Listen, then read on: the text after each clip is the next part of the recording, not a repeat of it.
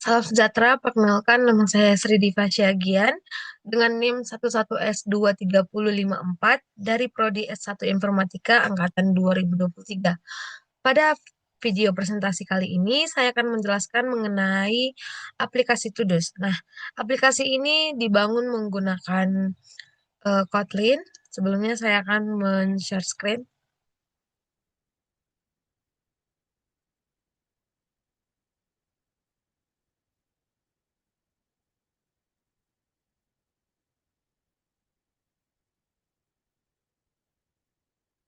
Nah, aplikasi ini dibangun menggunakan Kotlin dengan Jetpack Compose sebagai framework UI-nya.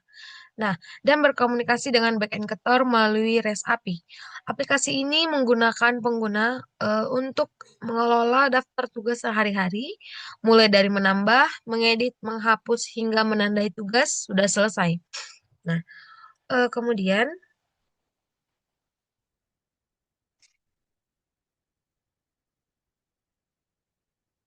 aplikasi ini terdiri dari tiga halaman utama yang bisa diakses lewat button navigation, yaitu Home, To-Dos, dan juga Profile.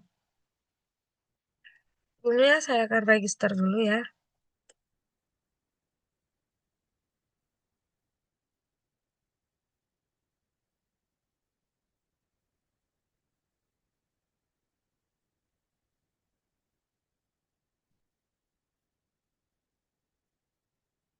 Nah, setelah register, kita bisa masuk.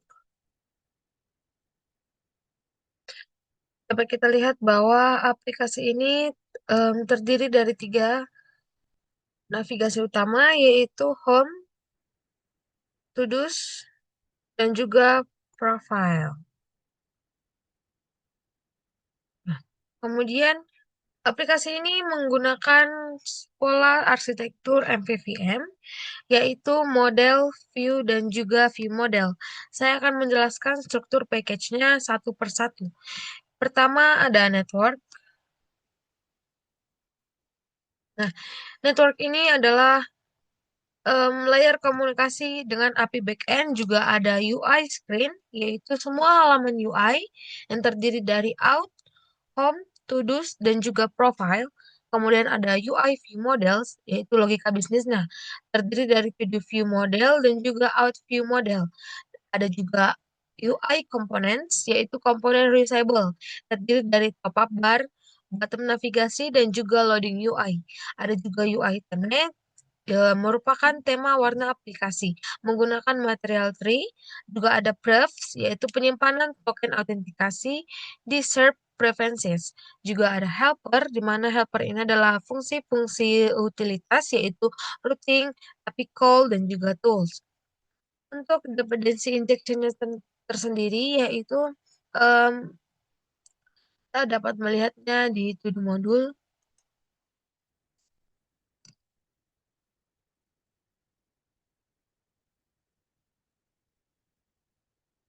Nah, berikut adalah kode untuk to-do module. Untuk dependency injection ini menggunakan heal, yaitu di to-do module kita menyediakan instance to-do app container dan i-to-do repository yang kita gunakan untuk seluruh aplikasi. Jadi untuk mengkoneksikannya ke API, kita mengoneksikannya menggunakan backend, yaitu retrofit dengan OC HTTP client. Di situ kita akan memasukkan base URL, dibaca dari build config, dan semua requestnya itu memiliki timeout 2 menit untuk mengantisipasi koneksinya itu lambat. Nah, selanjutnya untuk autentikasi kita akan membuka laut login screen.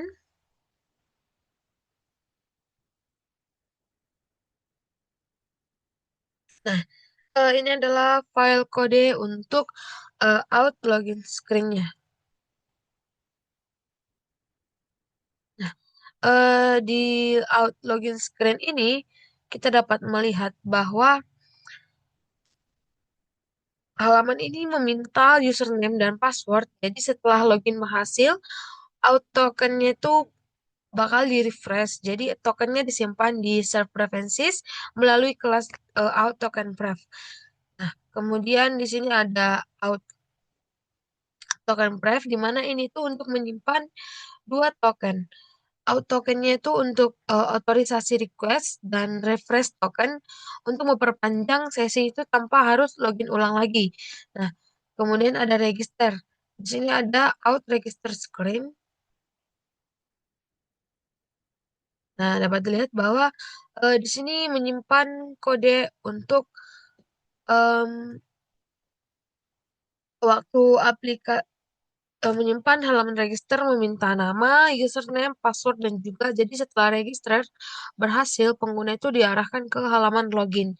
Nah, jadi saat aplikasinya pertama dibuka, home screen itu akan membuat token dari set preferences yang seperti saya lakukan tadi, kemudian otomatis memanggil refresh token ke backend. Jadi ini memastikan sesi pengguna itu selalu valid walaupun tokennya udah lama atau expire. Kemudian kita ke menu logout di top up bar. Saya akan menunjukkannya. Nah, jadi dapat kita lihat di sini bahwa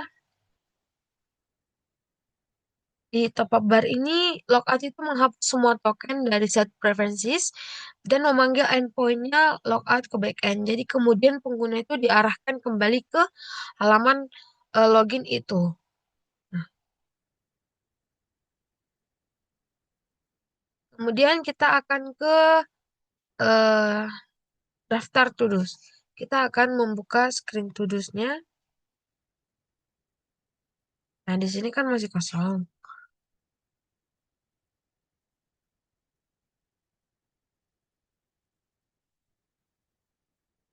Nah, jadi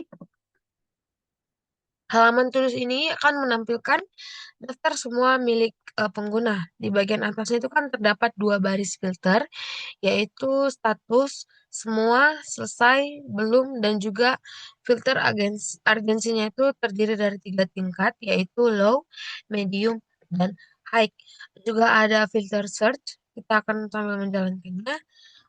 Saya mulai dari untuk menambahkan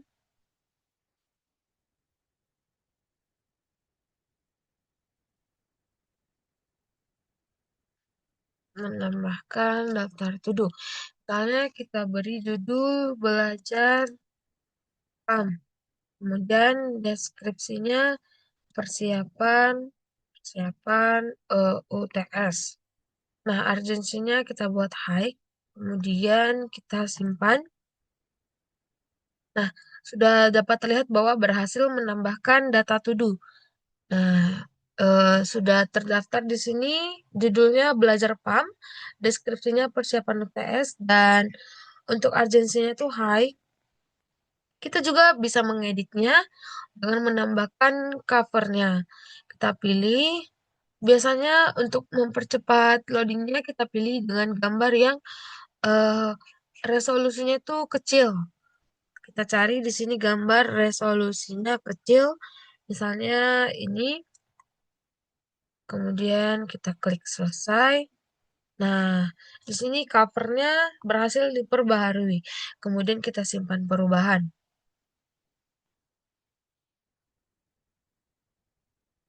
eh di sini juga ada fitur search untuk mencari daftar to do. Misalnya kita sudah buat banyak, nah nggak kelihatan, jadi kita bisa mencari dari situnya. Kemudian ada Backnation. Jadi aplikasi ini mendukung invite scroll. Jadi waktu kita eh, mendekati item terakhir di daftar, aplikasi itu bakal otomatis meminta halaman berikutnya dari API dengan parameter eh, page dan per page gitu. Kemudian kita bisa langsung mencentang eh, daftar to-do-nya ini. Misalnya seperti ini, dapat kita langsung kita centang, artinya selesai.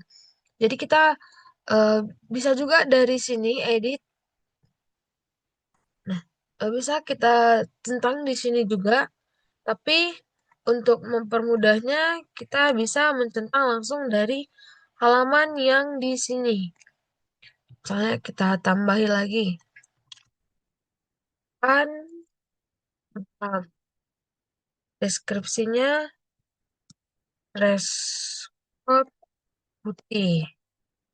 Untuk tingkat urgensinya misalnya kita pilih medium, berikut kita simpan.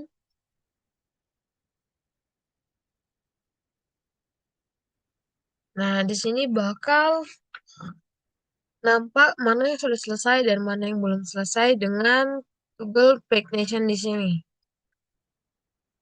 Nah, kemudian untuk tambah to-do-nya itu kan kita bisa menekan tombol plus. Sudah kita bisa. Kita juga bisa mengedit daftar to-do kita. Misalnya makan malam. Bisa kita edit jadi contohnya deskripsinya berubah. Dress code hitam. Terus kita ganti tingkat urgensinya juga bisa. Misalnya kita buat jadi rendah, simpan lagi. Nah, di sini sudah berubah makan malamnya itu dress code hitam. Jadi dress code hitam dan urgensinya itu jadi low.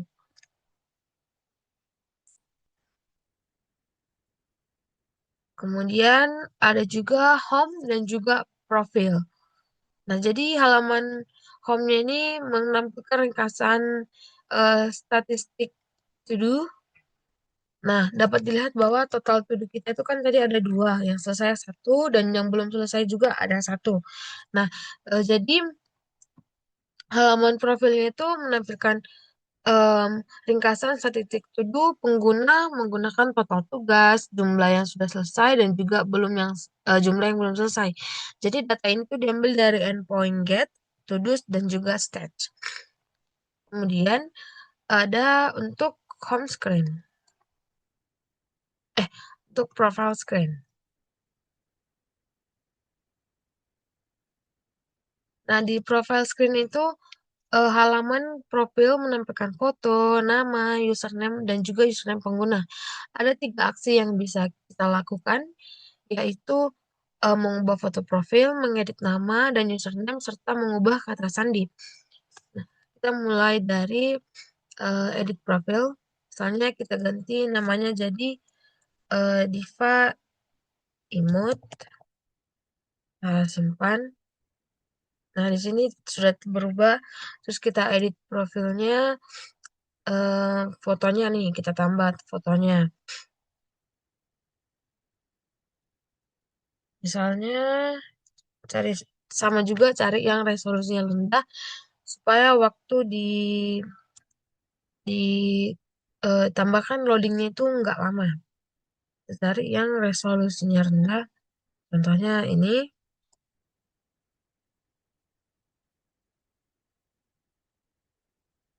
Nah, ini karena resolusinya agak tinggi, jadi dia itu loadingnya agak lama.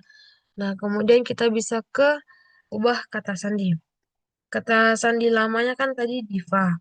Kita buat kata sandi barunya jadi eh, diva imut ya.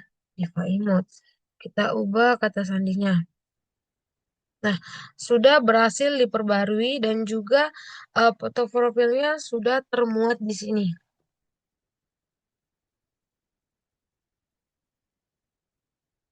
Kemudian untuk tema komponen UI saya sendiri itu menggunakan ungu dan pink. Untuk mode terangnya saya menggunakan ungu dan untuk mode gelap saya gunakan pink.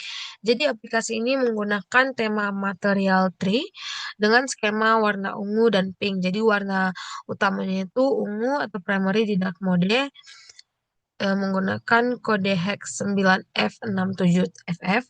Jadi temanya ini mengikuti pengaturan sistem HP otomatis beralih antara light dan dark mode sesuai yang preferensi penggunanya.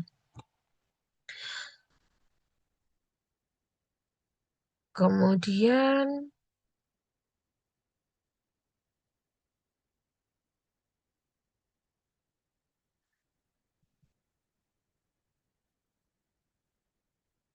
nah karena kita udah mengubah kata sandi, jadi kita diminta untuk register masuk ulang lagi password baru kita tadi kan jadi Diva Emot ya masuk.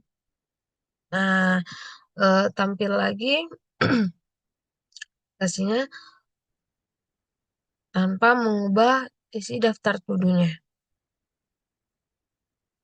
dapat dilihat bahwa aplikasi ini sudah berhasil saya buat. Demikian presentasi aplikasi Todoist ini.